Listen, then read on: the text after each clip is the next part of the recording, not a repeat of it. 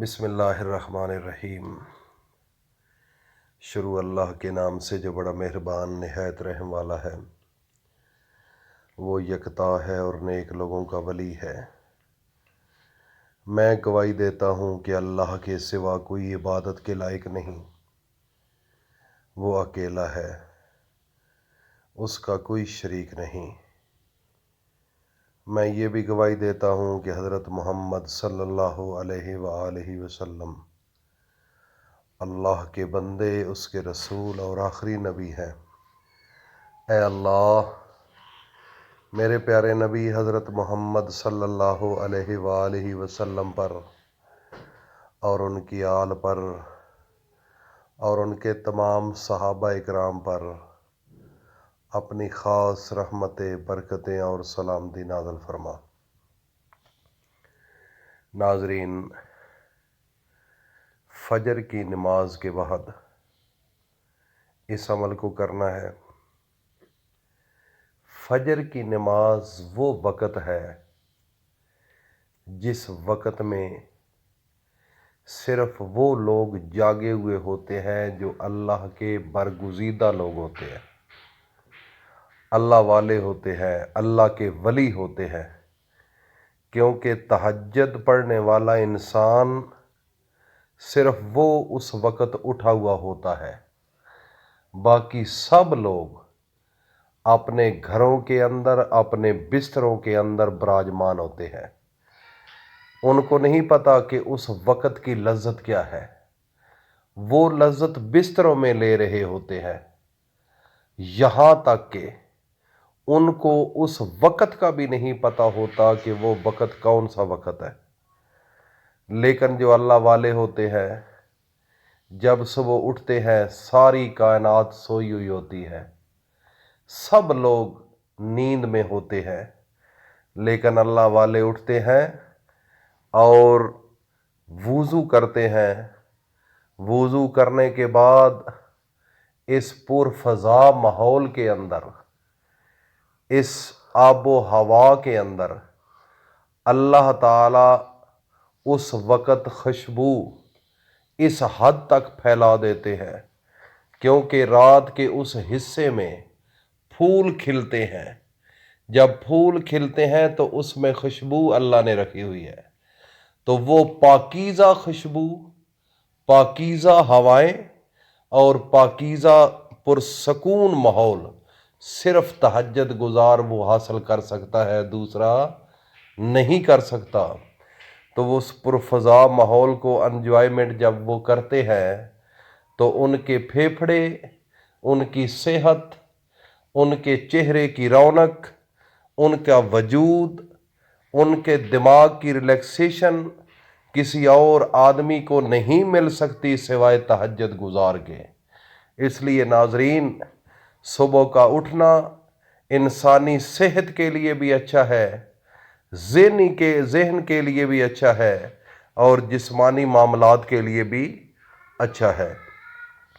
تو ناظرین، صبح جب اللہ والے اٹھتے ہیں تو سب سے بڑا کریڈٹ ایک اور ہوتا ہے۔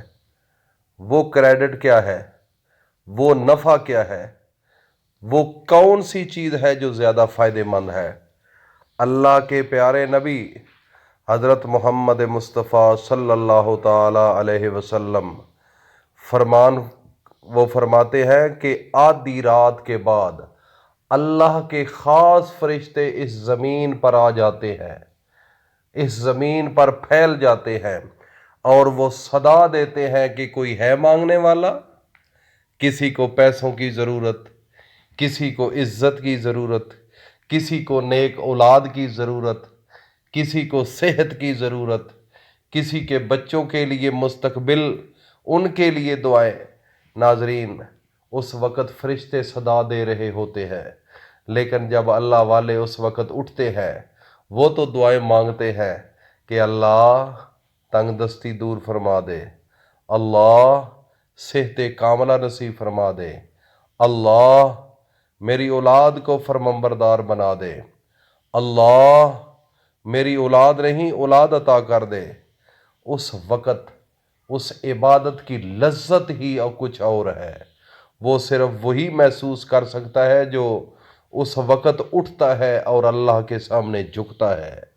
تو وہ فرشتے صدائیں دیتے ہیں، اللہ والے پھر مانگتے ہیں، باقی بستروں کے اندر پرسکون ماحول میں وہ تو اپنے آپ کو تو یہی کہتے ہیں کہ ہم پرسکون ہیں، حالانکہ ان کی صحت بھی اچھی نہیں رہتی، حالانکہ ان کو ذہنی ریلیکسیشن بھی نہیں ہوتی، حالانکہ سوتے بھی زیادہ ہیں، سب کچھ ہے، لیکن ان کو وہ خوشی مل سکتی نہیں جو اللہ والوں کو ملتی ہے۔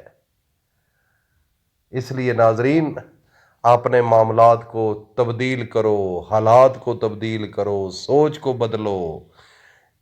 اگر یہ بدل لو گے اس دنیا کے اندر تو نفع ہوگا ہی ہوگا، لیکن جو سب سے بڑا نفع ہے وہ آخرت کا ہے۔ اپنے گناہوں کی استغفار کرو۔ جب اللہ کے سامنے انسان جھکتا ہے تو اللہ پاک فرشتوں کی ڈیوٹی لگا دیتے ہیں کہ اس بندے کے آگے پیچھے ہو جاؤ، اس کو تحفظ بھی دو، عزت بھی دو، رزق بھی دو، سکون بھی دو، رشتے بھی دو۔ پھر اس کا ایک معاملہ ہوتا ہے اللہ کے ساتھ۔ اس لیے میرے بھائی اور دوستو، اس کی طرف آؤ، اور میں ایک خاص وظیفہ بتانے کے لیے آپ کے سامنے حاضر ہوں کہ جب صبح فجر کی نماز ادا کر لیں، فجر کی نماز کے بعد، تو آپ نے اس وقت ایک خاص عمل کرنا ہے۔ وہ عمل کیا ہے؟ وہ عمل یہ ہے، فجر کی نماز کے بعد 3 مرتبہ درود پاک پڑھنا ہے اور 129 مرتبہ سورہ کوثر، انا اعطینک الکوثر فصل لربک وانحر ان شانئک ھو الابتر۔ یہ قرآن کی سب سے چھوٹی صورت ہے۔ انشاءاللہ العزیز جب آپ یہ پڑھیں گے، اس کے بعد اپنے اللہ کے سامنے عاجز ہو کر، فقیر بن کر، منگتا بن کر اللہ سے مانگ لو۔ یہ ایک ایسا وظیفہ ہے، فقیر امیر ہوئے ہیں، فقیر بادشاہ بنے ہیں، جن کے پاس کچھ نہ تھا آج وہ دینے کے لیے تیار ہیں۔ کیوں؟ جب انسان اللہ کو صدقے دل سے پکارتا ہے تو میرا رب عرش والا سب کچھ اس کو عطا کرتا ہے جو وہ سوچ بھی نہیں سکتا۔ تو ناظرین، اس عمل کو ضرور کیجئے، اور اس عمل کو اپنے دوستوں میں، فیملی میں، اپنے بیوی بچوں کو، اپنے بیٹوں کو، بیٹیوں کو بھی بتاؤ، تاکہ وہ بھی اس عمل کی طرف آئیں اور نیکی کی طرف آئیں۔ اللہ پاک یہ جہان بھی آسان کرے گا اور آخرت والے دن بھی آپ کو آسانیاں ملیں گی۔ اللہ پاک عمل کی توفیق عطا فرمائے۔